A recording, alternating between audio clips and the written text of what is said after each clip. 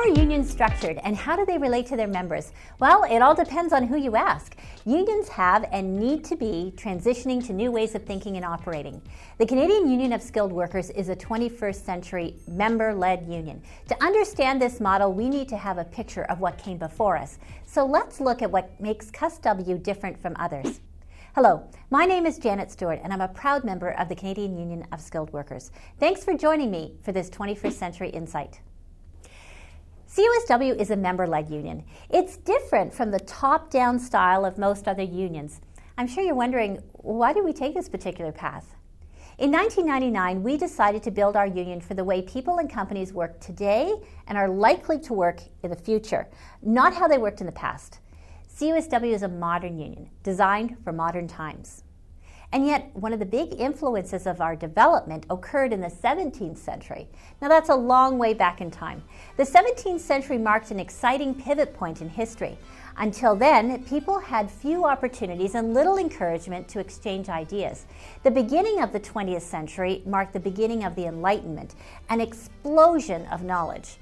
As knowledge spread through society, it changed people's lives for the better. Something else has changed since the 17th century, the means of production. Back then, artisans created and sold products. Glass blowers, leather workers, blacksmiths, watchmakers, weavers, they were skilled craftsmen, and many of them were entrepreneurs.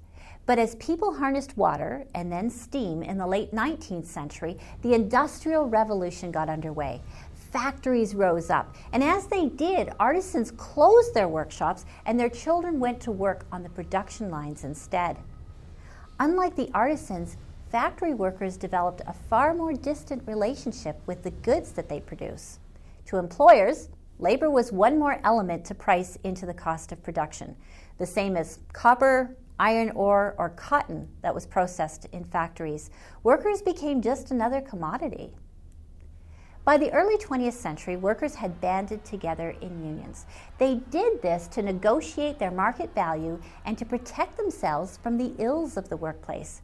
But the workers were still too tied to their machines to be able to run the unions themselves. So the unions developed as separate institutions in parallel to the factories. As a result, the first unions represented specific organizations or occupational groups, and that's the way things stayed for a really long time. Unions caught on throughout the Western world. In the United States, union membership hit a high point in the late 1940s. By then, 48% of U.S. workers belonged to a union, then more upheaval. New manufacturing practices, wider trade, and other major changes began to sweep through the world, and union membership began a long slide. By 2010, union membership in the United States had dropped to only 10%. Of course, another wave of change occurred at the start of the 21st century. About this time, we saw the beginning of the information age. Digital technology sparked another explosion of knowledge. A new kind of worker began to emerge in this environment, one far more connected to the type of work that they perform, the knowledge worker. A knowledge worker is a skilled person who is always learning and applying new knowledge. As a result, employers saw them as an asset, not as a liability, or even worse, a commodity. The emergence of the knowledge worker called for a new kind of union. CUSW is that kind of union. Granted, as members of a union, we are still involved negotiating pay, benefits, and workplace conditions with the employer. But CUSW also focuses on increasing the ways its members can contribute to the success in the workplace and beyond. We believe that a knowledge worker is someone who participates in the operation of their workplace and who acts as a leader in the workplace and in the community.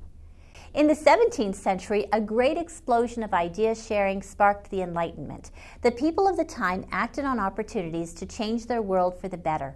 It's up to us to come together to make the most of our opportunities to do the same in the information age. Thanks for watching this 21st Century Insight. Before you go, take a moment to think about these questions. Do you think unions can contribute to positive change? And if so, what role could you play? Watch the third video in this series to learn the answers. Bye for now.